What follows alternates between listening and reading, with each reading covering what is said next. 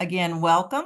I'm ready to turn it over to today's speaker, who is Brian Vigno with NC State's Industry Expansion Solutions.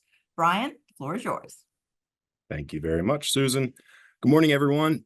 It is 10:01 on the dot here. I am excited to have everyone here. I appreciate you stopping by. I know there's lots of webinars. There's lots of cybersecurity things coming into your inbox, people talking about IT solutions and cyber. So I appreciate you being here. I show up to a lot of these webinars, and I know sometimes they are helpful, sometimes they're a little boring, sometimes they're interactive, sometimes they're not. Hopefully I can deliver a webinar today that gives you some information, helps you with your business, and maybe gives you some questions that you leave the webinar thinking, what are we doing to protect ourselves? So what are our goals? These are learning objectives. I'm finishing up my master's program in adult education, so it wouldn't be right if I didn't have learning objectives for this session. So what are our learning objectives? We want to define the threats and industry trends. We want to expose the cost of being breached, explore the value of cybersecurity planning and training, and tips for creating a culture of cybersecurity, and then finally explain some of those methods for securing a business. So, as I mentioned, I'm finishing up my master's in adult education and training. I have been working in IT, cybersecurity, adult education, teaching and training for about 15 years now. I've worked with the United States government on cybersecurity training and software installation projects. I've worked at the community college level, teaching, training, delivering information about IT, cybersecurity, and I've also worked with small businesses, both personally, setting up small businesses networks and dealing with network troubleshooting and cybersecurity issues, server setup. And I've also worked here at IES Industry Expansion Solutions with lots of small business and companies who either don't have a cybersecurity program, are looking to increase their cybersecurity, or maybe just have a lot of questions about what they need to do to become secure. So here's our agenda. It's really those same items that are in our that were our learning objectives. So we really do want to talk about the threat. It's important to not just talk about why it's an expensive thing to be hacked. We want to talk about who is trying to hack us, why they might be interested in manufacturing. We want to talk about trends that we're seeing in the industry over the last few years, and especially 2023, which is the most recent data we have access to. We want to talk about that cyber culture, kickstarting a security program, and then some of the resources that you can use to accomplish those goals. So part one, the threat overview. Who is it exactly? What do they want? How are they doing it? So let's cover the why. Hackers understand that manufacturing is a pretty perfect target, and they're a perfect target for several reasons. The reasons that are at the top of that list are low tolerance for downtime and servers with sensitive data. And what does that mean? Low tolerance for downtime. If your company has downtime, you immediately are losing money. And you're losing money in a variety of ways. You're losing money because the employees can't do their job, so you're losing those man hours. You're losing money because the production line is stopped. You're losing money because your shipping schedule is now off. Your receiving schedule of new raw materials and goods is off. And then your partners, your upstream and downstream connections, they're also suffering as a result. So the low tolerance for downtime, and then that second one, servers with sensitive data. When you think about what bad guys are targeting, they want companies who need their data. They want companies who have valuable data, and companies who might pay to get their data back and have their devices back up and running. So those connections to up and downstream partners also make manufacturing a great target, because they know that if they hack one company in a supply chain, there's a chance that they may be able to get information about the other partners in that supply chain. They may be able to access those other partners up and downstream in your supply chain. And at bare minimum, they can understand that because you're part of a supply chain, that for you, downtime is expensive and unacceptable. Another one that we see a lot, and I both see this personally, and this is in all the statistics we find, is lack of dedicated IT and cyber resources. And what that means is many of the small businesses that I find out in the field here in North Carolina tell us that they have a managed service provider. That means a company that comes in and does something for them, whether that's set up servers or backup data, or that's someone who comes and installs new devices or sets up Wi-Fi access points around the office. Those folks are generally not on-site 24/7, and they are what are known as operational IT.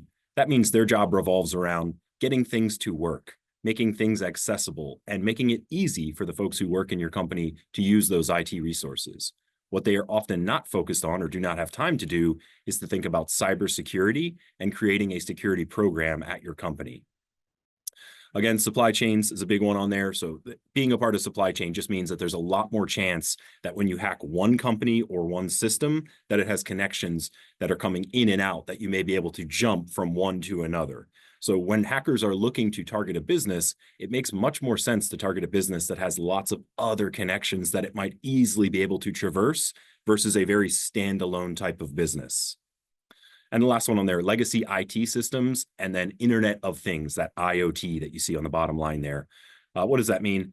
Many manufacturing industry will have older devices that aren't ready for network connection, or devices that weren't designed with network connection in mind.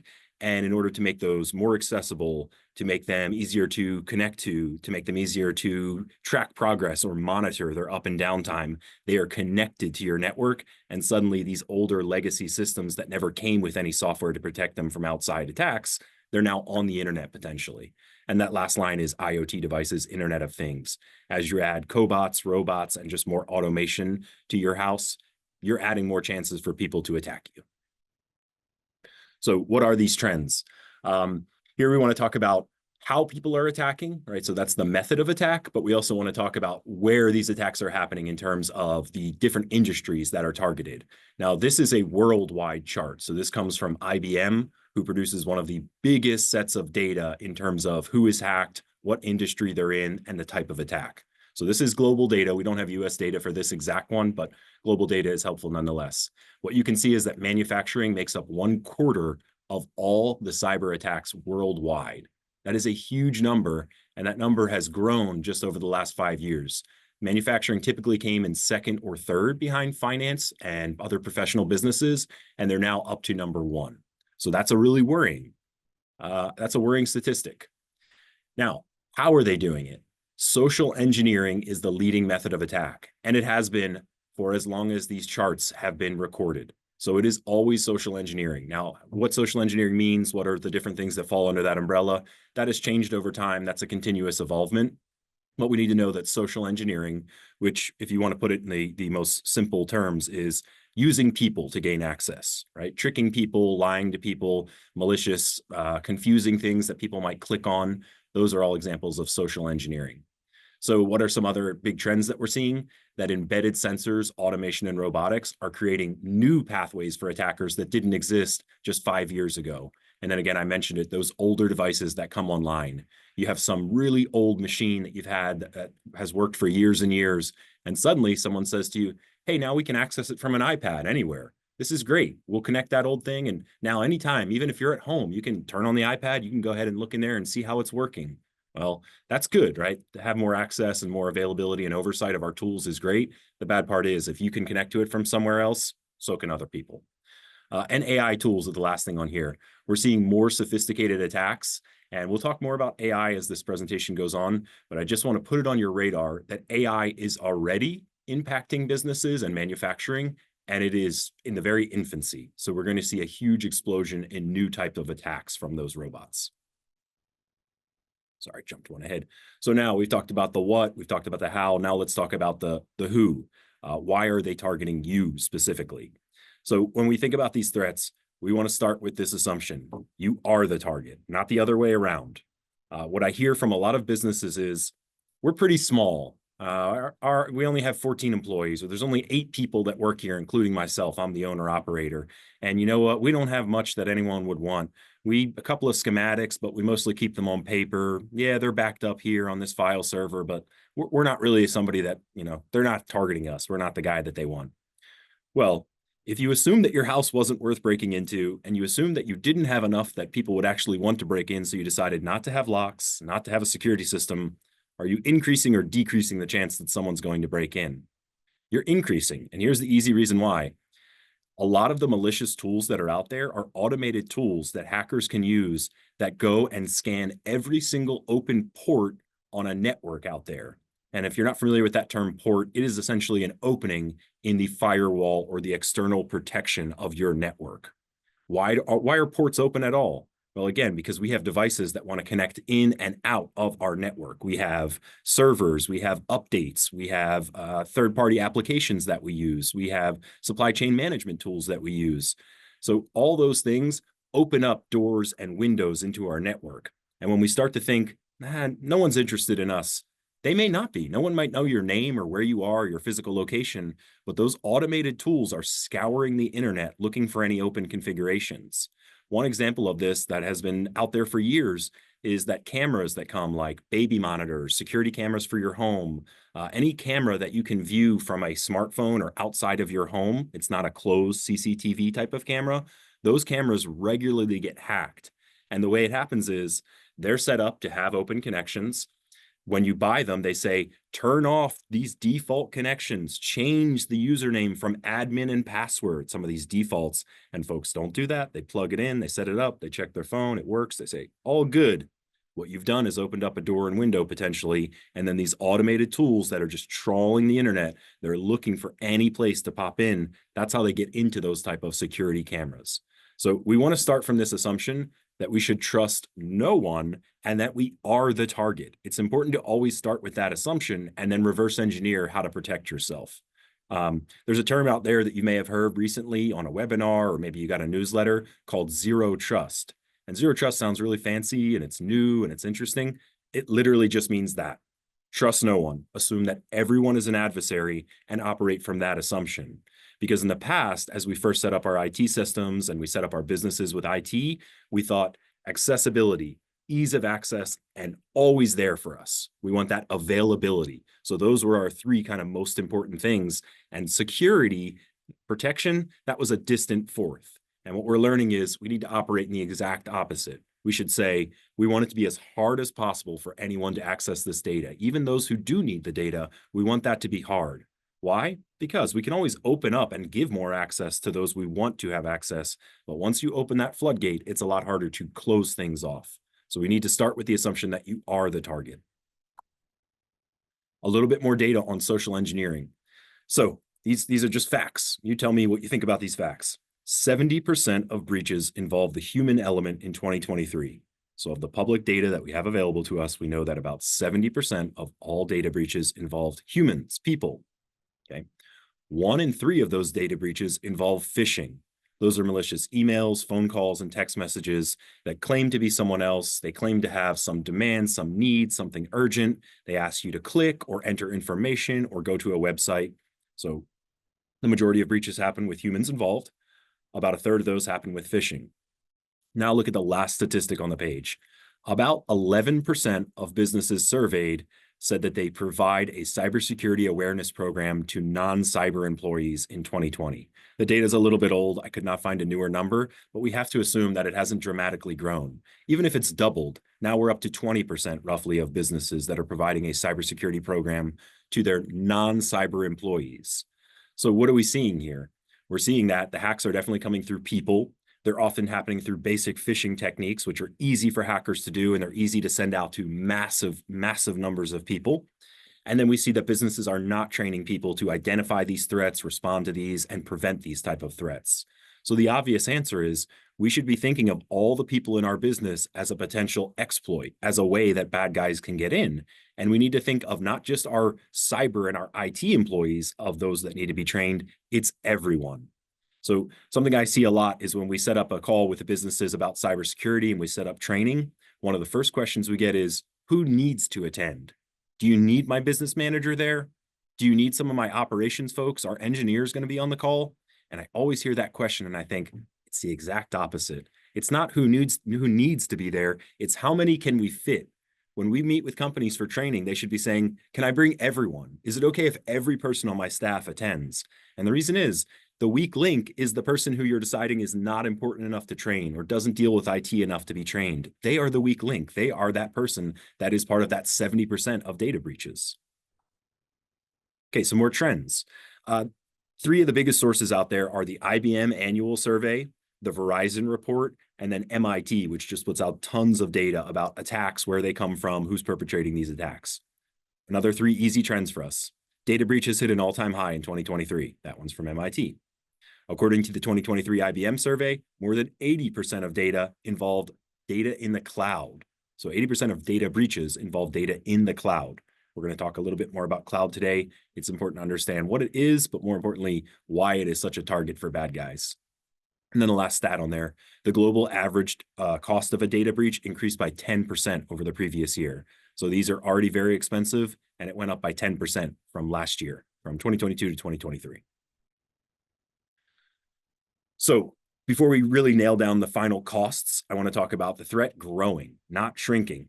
Look at this chart ahead of you, and you'll see that 2017, 2018, there was a little bit of a dip. 2019, a big rise. And then 2020, for an obvious reason, there was a dip. That's the beginning of the COVID pandemic. Supply chains were shut down, turned off. They were in disarray. There just wasn't as much opportunity for hacks to occur there. But what happened as we came out of that 2020 and that pandemic? Supply chains spun back up. They got bigger, they got stronger, they got more resilient, but they also got hacked about twice as much in 2023 as they were in 2022. So these supply chain attacks are becoming much more frequent. And bad guys are copycats. That's really what this is all about. They saw these hacks working. They saw ransomware being really effective on supply chains. And they said, we're going to keep going for this until they protect themselves.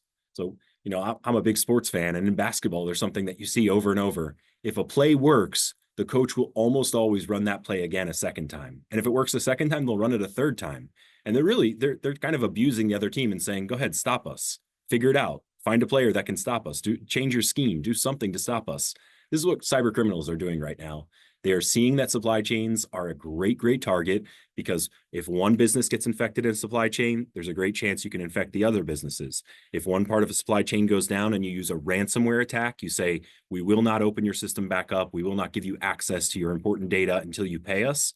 Those companies are under incredible pressure to pay those ransom demands to get that supply chain back up and running.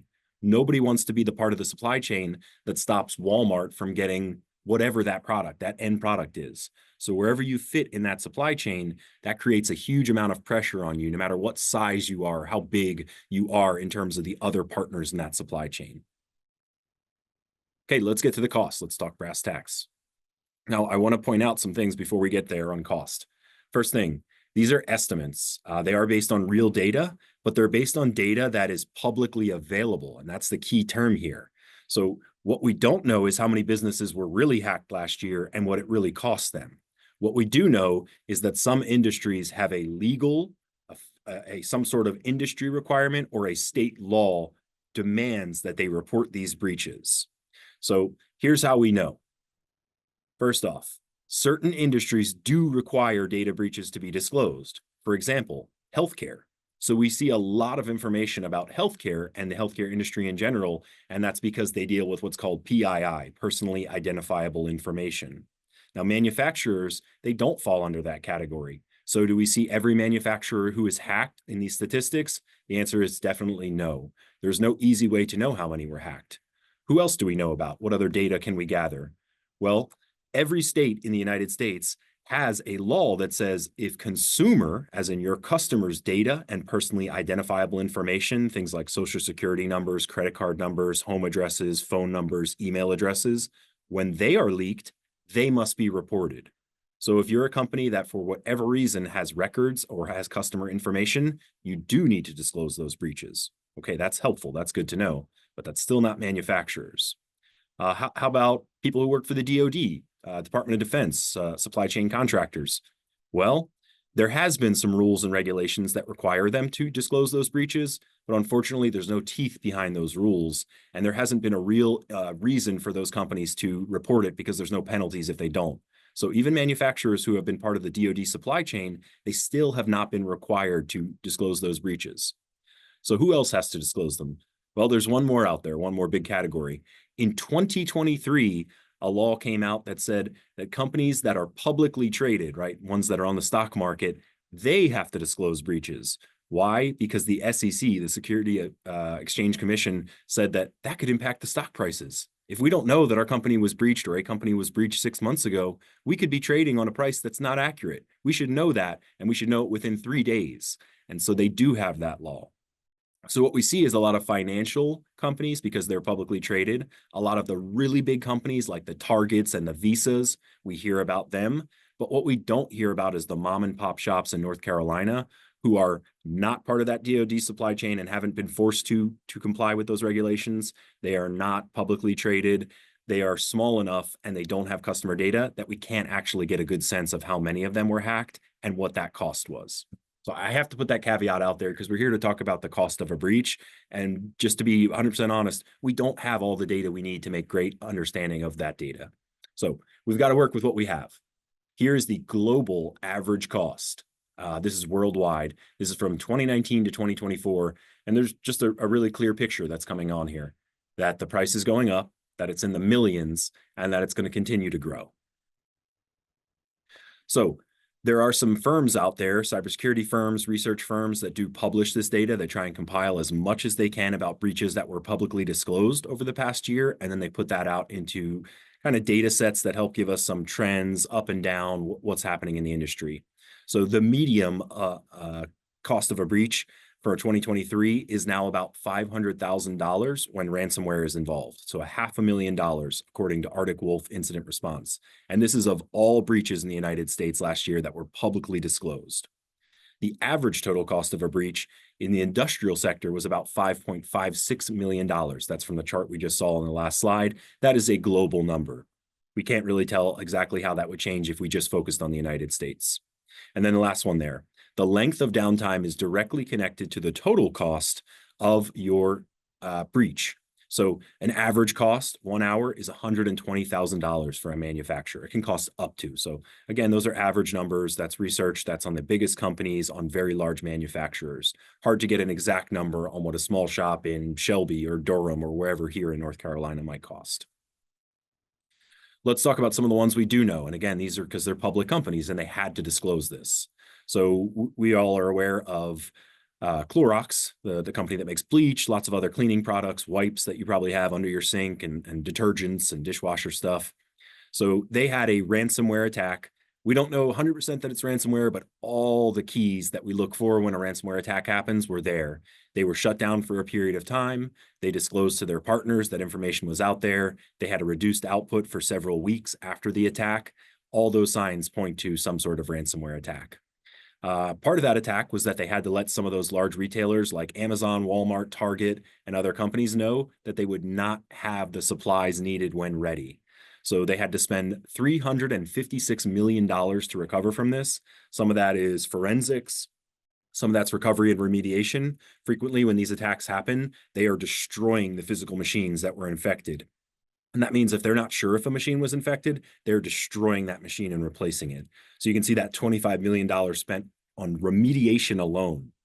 That means, how do we get back up and running in a safe way? So 356 million total, 25 million just on remediation. They also had a big stock price drop, and that's exactly why that SEC rule is out there, because we know that if these companies get breached, that's going to impact their stock price. How about another one? Bridgestone Americas. This is rubber company and tires. This was a breach of ransomware. We know this one was ransomware. They actually did disclose later that it was ransomware, and they did that because they told us what exactly the type of ransomware was, what group it was, because in the ransomware note, they actually say who they are, they identify themselves, and it was called Lockbit.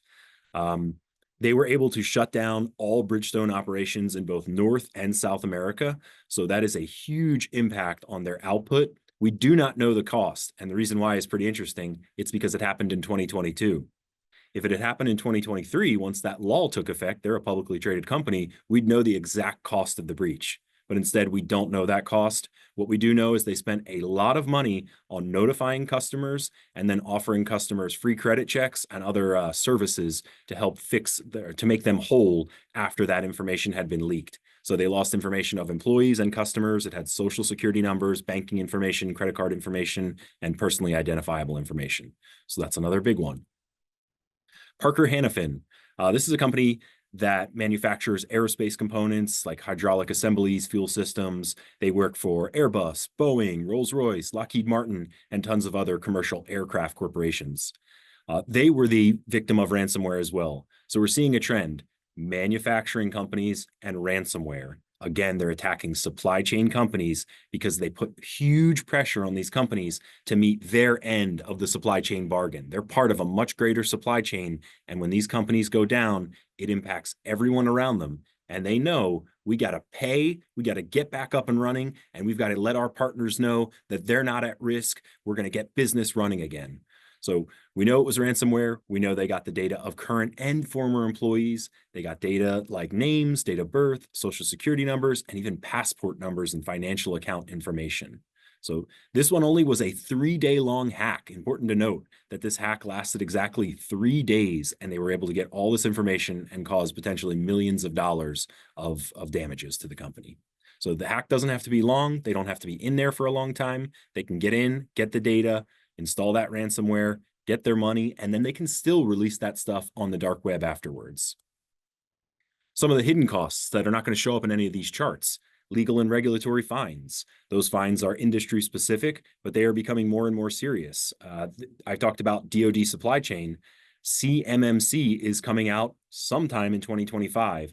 And what CMMC is going to do is add more fines and more reasons for manufacturers who are part of the DoD supply chain to let people know if they had a breach, to disclose that as quickly as possible, and to involve the appropriate authorities. Customer trust is another huge one on there. When big companies get breached, the first thing we all think is, oh gosh, I've got to change passwords, I got to change usernames. But we also deep down start to think, do I trust them again? Should I give them my password? Should I leave a bank card saved in there, a payment card? So Target was one of the biggest public breaches about 10 years ago. And every person who had ever shopped at Target knew that their data was potentially for sale on the dark web. That was the first in a series of big hacks. And since then, companies like Visa have been hacked. Walmart has had a major hack. You name the big retailer, they've had a hack. And those do impact customer trust.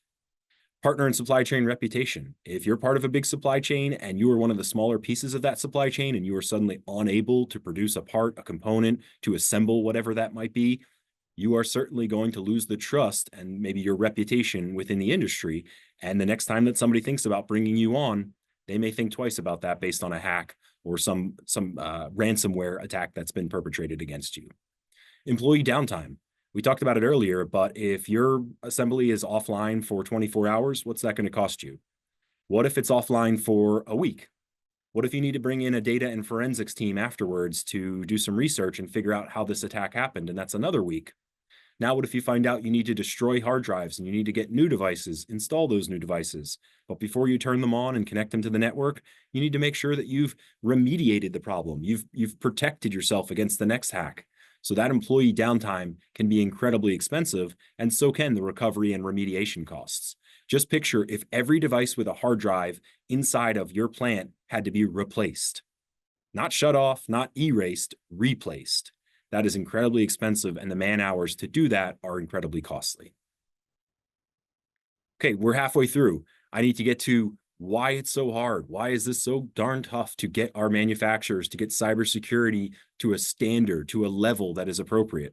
Well, let's think about another industry for just a second. Let's think about automobiles and the manufacturers behind automobiles. Let's think about if there were no requirements, no rules, no emission standards, no crash standards, no seatbelt standards, just think of it, any part of your car that can and potentially will be part of an accident and protecting you and the people inside of your car. Let's pretend for a minute that there was no legal or regulatory requirements there. Okay, what would the manufacturers probably do? It would be a free-for-all. Some manufacturers would probably build the best vehicles, the top-end vehicles, like Rolls-Royces. Some manufacturers would build the absolute cheapest ones that they could. They would use materials that aren't safe, that don't have a long life, that if in a crash, they would immediately fold and cause irreparable damage to the people inside the car. We would also find that some manufacturers would build with maybe materials that don't fit and are not compatible with others. Maybe they would build some cars that don't fit inside of your garage. They'd be too wide or too tall. They'd be too long to fit into a standard size garage. What we would find, there would be all different shapes and sizes. There'd be very little concern for compatibility. Finding replacement parts would be costly. It would be difficult. You'd have to find specialists who knew how to work with those different types of cars. Well, this is not what it looks like today when we think about cars. Cars are reliable, they're safe, they go through lots of testing before they're ever released to the public. We know how much gas efficiency they have. We know how many miles we can expect them to last. We know how long until we'll have to replace the oil or the tires or a belt inside of our engine. The reason is because we have lots of regulation that determines all that stuff. And here's what's happening in cybersecurity today. We are in a wild west of cybersecurity. The internet, all the devices that we use, these computers, they're only about 30 years old right now. At most, a computer can be 40 years old. We really didn't have modern computers before then, and most of the networking that we use today has just come about in the last 20 years. Wi-Fi in particular, it's just in the last 15 years that it's become the advanced thing that we think of today, that we can stream a movie on our phone as we walk down the street. So we have to think about it this way. We are in the very early days of the manufacturing cybersecurity environment. We're really in a legal and regulatory wild, wild west. The vendors who are out there who build cybersecurity solutions, they are not beholden to very many specific standards, federal standards, certainly no state standards. And the manufacturing industry is grabbing commercial off-the-shelf tools that were designed for all different sizes and shapes businesses, and they're not necessarily perfect for manufacturing. At the same time, technology is undergoing this huge advancement, right? We're in this, the IoT, the Internet of Things era. We have digital twins, we have AI, we have robots and cobots, we have cloud computing. These have all outpaced cybersecurity investment. They're more profitable, they're more fun, they're more interesting, they're more important to your business for most people. So cybersecurity is way behind. That's the big issue we have here. So cyber is tough to nail down, not because you're doing something wrong, but because the industry has not yet been mandated to have cybersecurity. Don't be surprised if in the next 10, 15 years that all businesses must have a cybersecurity program. They must report it to a federal agency. They must give annual statistics about their cybersecurity program, how many breaches they prevented, how many potential breaches were trying to get into their network. So just like the car industry is today, it will be heavily regulated in the future. We can almost guarantee that. And we're seeing that right now in different sectors, like in the DoD supply chain, like those publicly traded companies, like healthcare. So we're seeing this already. I want to point out, it's getting worse, not better. I just want you to look at this chart, and it's very obvious that the cost is going up, right? The cost of breaches has increased 125% per year on average. The number of attacks is going up, the cost of the attacks is going up, the type of attacks are becoming more sophisticated. 10 years ago, we didn't have ransomware. So if someone got into your network, at worst, they could take something. Today, we're not just worried about them taking something. They take something, they get in, they want to leave something so that they can keep an eye, they can watch and see what other connections there are. And then when they're ready, they can install the ransomware or activate that ransomware. So we're seeing more complex breaches, we're seeing more breaches each year, and they cost more. So the data is clear, breaches are getting worse, not better. Manufacturers still are not investing in cybersecurity like it's a top line issue. They're treating it as a fourth, fifth, sixth, sometimes 10th concern of the business. So when you do one of those SWOT analysis, strength, weaknesses, opposition, and threats, you should be listing cybersecurity in your top 5, not down at the bottom of that list. Now, is it all on you, the businesses, to do this? Today it is, unfortunately. It really is on you. Without that strong government incentive, most businesses will continue to make it a minimum investment. But you need to be looking at this data and thinking about what it means if attack is successful against your business. And you need to be doing that cost-benefit analysis. Anyone who's got a root canal or had a major dental surgery can tell you that even with good insurance, it can cost thousands of dollars for a root canal. What do our dentists and our doctors always preach to us? Preventative dentistry, preventative measure, any sort of thing you do now reduces the cost of the breach if it does happen. So you can reduce the chance of a breach, you can reduce the impact of a breach, and you can reduce the cost of a breach by investing now upfront. So IBM does this awesome report where they don't just tell us how much the breach costs, who was breached, what type of breach. They actually do this great thing where they survey all the companies who were breached and they say, hey, how much did your breach cost? And then what of these did you have? What common tenants did your business have? So we can actually find out which of these, if you do them, make the breach more costly or less costly. So this is interesting information because it's unfortunate to say, but on a long enough timeline, all businesses are likely to be breached. So we should be thinking not just about preventing them, but about making them less costly. So complexity of the system and security. It sounds strange, but the more complex your system and your security program is, the more costly it is to be breached. Why?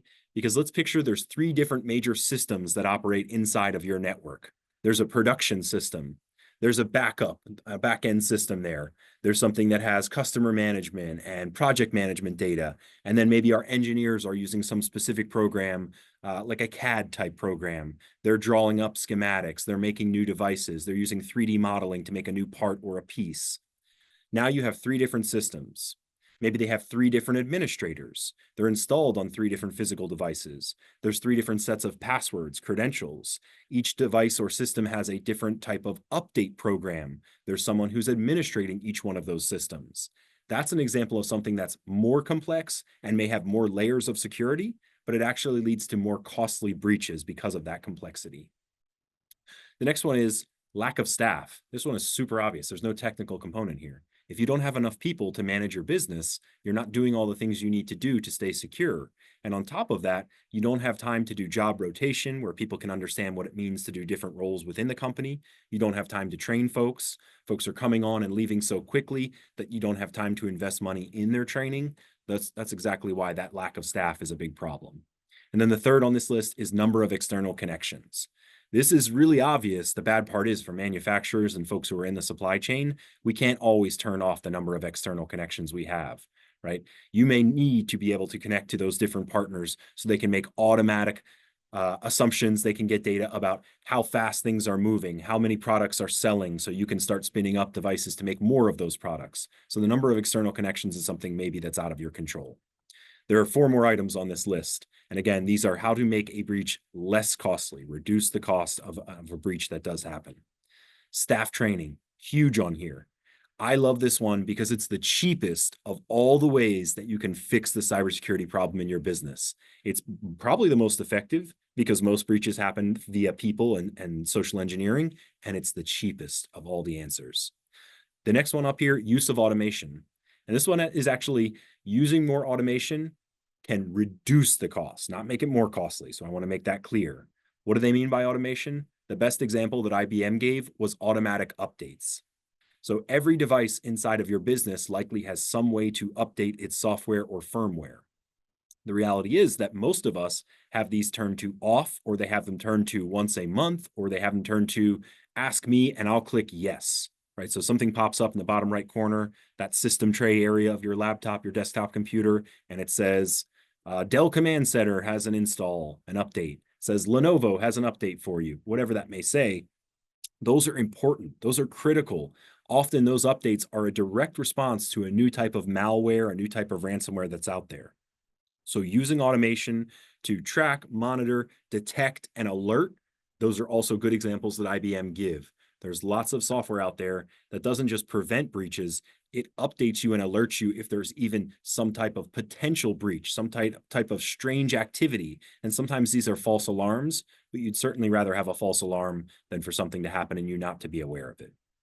Now, how do we see all these things? We're talking about all these devices, all this data that's traversing our networks, lots of people in charge of these different types of data. Here's where SIEM comes into play. And it's pronounced SIM, even though it's SIEM. And a SIM is really simple. It means Security Information Event Management System. And all it does is compile data from lots of other places. I worked with the federal government with several different agencies, and this is what I worked with them on, was SIM solutions. It took data from their vulnerability scanner. It took data from active usage of the network. It took data like Top Talker. That means which computer is sending the most data and information on your network. And it compiled them into a single dashboard that one or a small team of people could actively monitor 24 hours a day. And that's a huge thing that a business can do, is take lots of disparate data that's being fed into many different people, containers, or maybe going nowhere. Maybe no one's tracking that data, and push it all into a single location that can give you real-time updates, information, analytics, and alerts about information happening in your network. The last one is incident response planning, or IRP. This is insane. But incident response planning is one of the things that IBM found the least companies were practicing. Meaning of all the companies they surveyed, they asked, are you doing this to protect yourself? Are you not doing this? Incident response was one of the least popular responses. So people are not talking to their folks, their staff, about what to do in the event of one of these disasters. And I hate to say, but we're dealing with this in Asheville right now. We're potentially going to be dealing with this in Tampa. We don't know the full effects of that storm. And of course, we're hoping and praying that everything is good for all those folks. But one thing we're seeing from Asheville is the incident response planning. Folks were just not prepared for a storm of this magnitude. Yes, they were in a floodplain. Yes, they were warned that a big storm was coming, but they just didn't have the experience because we haven't had that type of weather here in North Carolina, specifically Asheville, in 50 years or more. The last storm of this nature was in the early 1940s. So folks did not have that inherent incident response planning. I talk about this sometimes that if it snows here, people go crazy. They don't know what to do. They don't know how to drive. They don't know what to get at the grocery store. But if you've ever been to Buffalo, New York, or Ontario, Canada, they know exactly what to do when snow is coming. They have trucks out. They have guys that are icing the roads. They are doing all that stuff days before it starts. They are pushing all their resources to the forefront to be ready. That's incident response planning, and that's because they've got lots of experience. I'll give you another bonus tip from that IBM report. IBM found that contacting the authorities in the event of a ransomware attack led to 2/3 of the companies paying $0. I point that out because that's staff training and that's incident response planning. If you've trained your staff that when something strange happens, the first thing they should do is contact an administrator in your network or contact someone who's in charge of IT, and then quickly contact the federal authorities, contact the FBI. They have an incident response team. Contact CISA. There's several agencies out there that want you to contact them. You are doing the right thing when you ask for help. This isn't one of those situations that you should hide it, keep it away from others. You should ask for help. 2/3 of the companies who asked for help and trained their folks on how to do that found that they paid $0. Okay, let's get to part 3, building a cyber culture. We got a little bit under 15 minutes, and I want to save some time to talk and answer some questions at the end. So let's picture a quick scenario. You've got an administrative assistant, executive assistant, whatever you call that person at your office, secretary, whoever they are. They're hanging out by the front door. They're answering phone calls. They're in charge of scheduling. They're receiving deliveries, all those type of things. Somebody shows up to the front door. They're wearing a hard hat. They've got one of those safety jackets, those reflective yellow jackets, got a tool belt on, and the gentleman knocks on the door. He's got a name tag. He says, "Hi, I'm here with Duke Energy. Yeah, we've heard some outages, and we're checking transformers on the street, and we're also checking some of the internal wiring." Okay, pause. At your business, how does this go? Everyone just really quick, think about the steps that would happen next. Think about the order of operations. Is there a standard way that this would happen in your business? Is there a locked entrance? Is there only one entrance that people are allowed to come in for shipping, receiving, appointments, all that type of stuff? Is there someone at the front door at your office? Is it even manned or is it unmanned? Is there a camera there so we have some record and evidence of who is there? Do you have a login book where you require an ID as well as a signature? Does the person at your front desk know about authorized visitors? Do you have a plan where if somebody is going to be visiting, they must in advance submit that information so your person at the front door is aware of it? Okay, these are all questions that you should be asking yourself right now. Why? Because part of your overall cybersecurity solution does involve physical. In fact, if you are one of those people who's part of the DoD supply chain, the government mandates that you have physical security at your operation. So we need to be thinking about our entire operation and every person there as either a positive part of our cybersecurity or a negative part of our cybersecurity plan. So what I like to call that is the people-centric approach to security. So we know most breaches are a result of human error. That leads a lot of people to think that humans are the weak link and they can only be the weak link. The assumption is wrong, though. People can be trained. We've learned that through these IBM reports, through my personal anecdotal data. When people are trained, they can become a strength of your organization, not a weakness. What we've done for a long time is refuse to educate, and we've encouraged our people to not worry about it. They're not part of IT. They don't need to show up to the training. They don't need to take an annual security refresher. That's just the person at the front door, or that's an engineer, or that guy, he wears a hard hat and he's working all day with his hands. He never touches a computer. These are all the wrong approaches. We have long believed that the data is protected by the computer, by the software, by the firewall, by the router, by the intrusion detection or prevention devices. The data is clear that it's people that cause most breaches, people are our weakness, and training makes a huge difference. I'll give you another great stat from that IBM report. Do you know what the average time to detect a breach is? That means know that it's happened. 200 days. So last year, IBM found that those companies who were breached, on average, took 200 days to identify the breach. That's a shocking number, and a lot of that comes down to training and regular reminders to be looking out for strange activity. I liken this to our federal aviation. After 9/11, one of the big things was a public education campaign, and we see this today still on buses, trains, airplanes, and in public places. Those big signs that say, if you see something, say something. Right? If you go to a big sporting event these days, they actually will put that up on the screen. If you see suspicious activity, if you see someone acting strangely, if you see someone making a violent threat, text this number and it's anonymous. That is an example of a successful program to train people, to empower them, and make them part of the solution. The answer wasn't to go out and get hundreds of metal detectors at every door and to get hundreds of armed guards. The answer is teach people to be aware of strange activity and teach them how and to whom to report that information. So let's talk about investing in cyber. What are some other areas that you invest in to protect your business? Well, you invest in the physical security. Everyone's got doors, gates, locks. Maybe you've got a dog out there protecting your business, right? If you're very old school.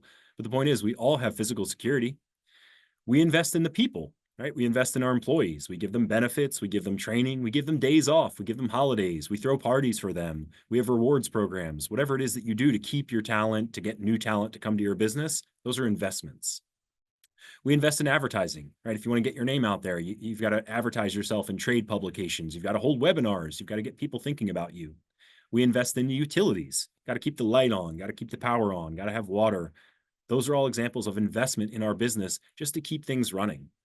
We invest in insurance to protect our business. We all have different types of insurance to protect our cars, our homes in case of a flood. Oddly, almost all businesses that were surveyed are not investing in cyber like they are in other business threats. So they're thinking of all these other ways that they need to keep the lights on and keep the doors locked and make sure nobody breaks in over the weekend. And all these ways that we think about protecting our business, we're not thinking of cyber in that way. And it's just us not being there yet. We're still in this Wild West era where we think of cyber as the job of an IT guy or something that doesn't matter to me because I'm too small to worry about it. And we're doing it wrong. Cyber needs to be on this list, and it needs to be moving higher and higher as the tools out there are getting better and better to attack us. Okay, let's start your cybersecurity program. Let's get it going. The benefits: it's going to make it less likely for a breach to happen. It's going to make it less likely that the breach is expensive. It's going to improve customer confidence. If on your website you say that you've gone through an assessment or you've just had your annual security training, these are ways that you can tell you're different from your competitors. You're thinking of cybersecurity. You're worried about your customer data. It makes those breaches less impactful if they do happen. Why? Because folks know how to detect them before 200 days. So the small upfront investment is much more than that large expense of actually being breached. Let's start that cyber program. So this is directly from the federal government. This is how they tell DoD contractors to create their security program. And I'm just breaking it down into a less technical way of putting these out there. But these are the exact ways that the government advises the DoD and its supply chain to shore up. So first off, understand the goals and risks of your organization. That's the right starting point. So what do we have? Where do we want to be in 5 years? What are the risks that are out there? What are similar organizations experiencing? Now we think about key systems and data. So if we know the goals of our organization, we should then think what's important to reach those goals. If tomorrow half of all the devices had to be shut off inside of our company, which half would we be okay with shutting off and which one are those mission critical? So you need to identify key systems as well as data. If you have data in your company that if lost means that competitors could make a product that you make just as well as you do for cheaper, that's the key data for you.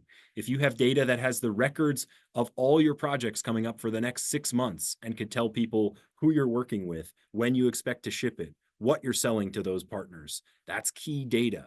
If you have personally identifiable information of you or other partners, if you have schematics for something that's a proprietary system or a proprietary tool or device, those are your key data points. So you need to be thinking about high, low, and medium security, just like the government does. Identify those key systems, they're on the high level. Identify that key data, that's at the high level. Now, if you have secondary systems to support them, that's in your medium. And then, of course, you've got your stuff that's all the way down at the bottom. It's not as important to protect. You still do want to protect it, but it's not your mission critical. Now we implement controls. What are controls? They are systematic ways that we protect those assets, the data, the systems, and the people. So controls can be anything from having a camera out front of your business. That is an actual control that the federal government uses with DoD contractors. A control can be the length and complexity of passwords that everyone has to use. It can be password rotation, meaning once every year or once every 6 months, you need to create a new password, and it can't be one that you've already used. These are examples of very basic controls. Controls range from very basic and understandable to very technical.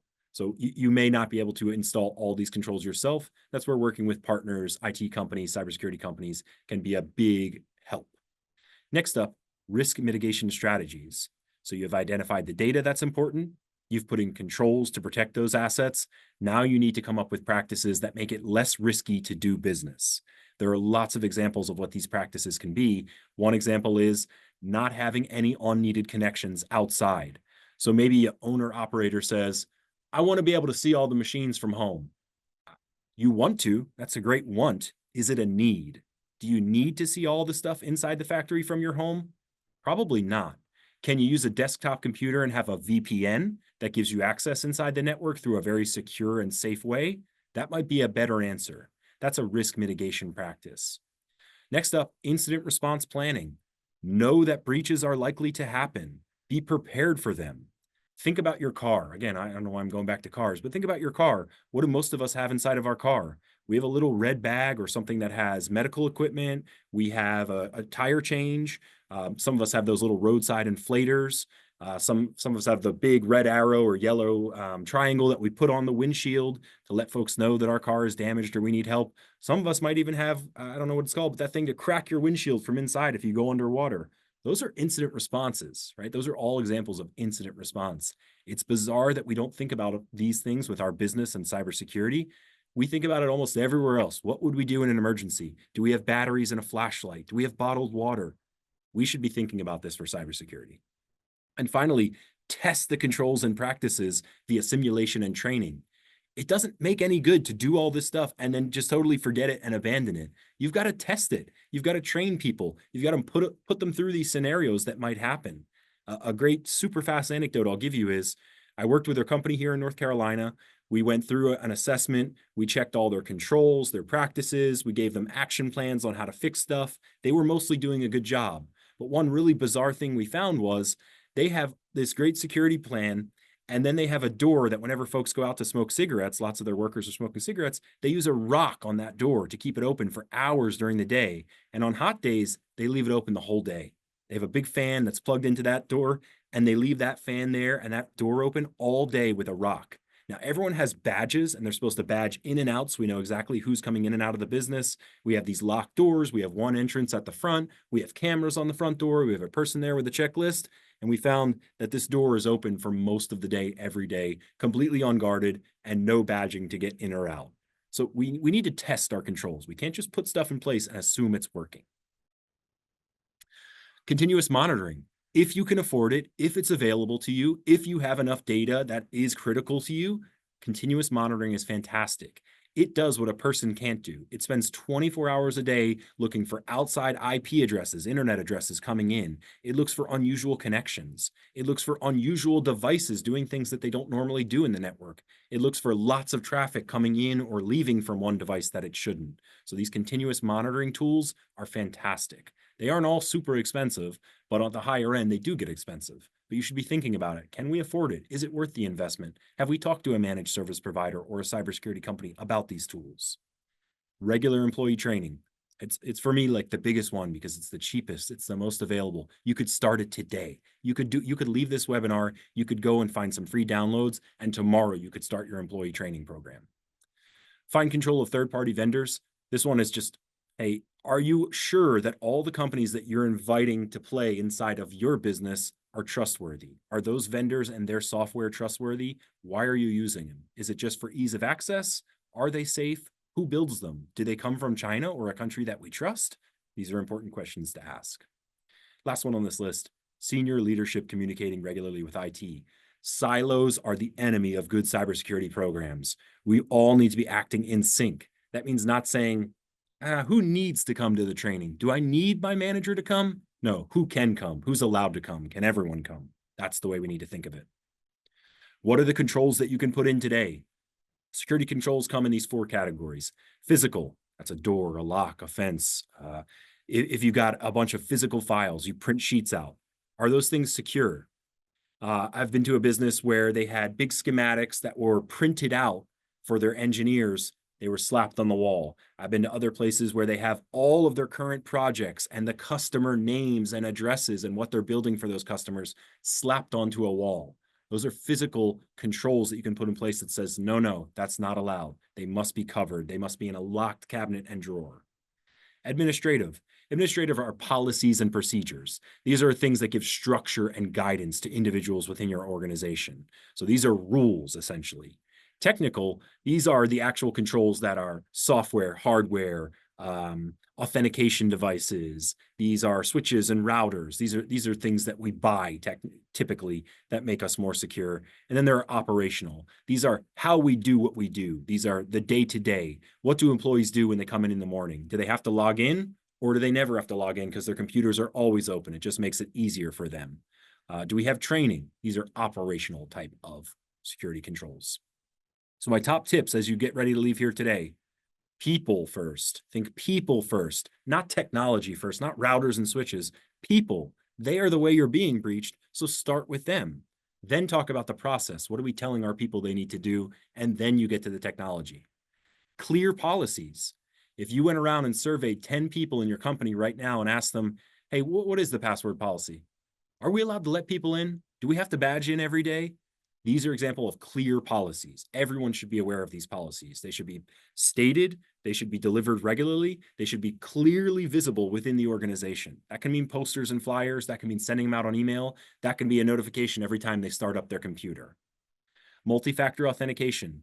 This is, okay, I'm gonna log into my Google account. I gotta open up another app and it gives me a code and I type that code in. That's multi-factor authentication. It comes in lots of forms. It's typically free and it's offered by almost all software these days.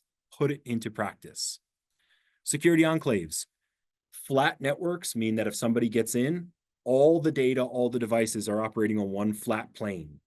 What we want to do is enclaves, protect stuff, only put the devices that are mission critical on their own network, put everyone else's laptops on a separate network, and then apply different security based on what enclave they're in. Patcher security, we talked about it earlier. Patches are incredibly important. They should be done automatically as soon as possible. Finally, backup and test. Don't be that person that says, we have an awesome backup system. Say, where's the backup?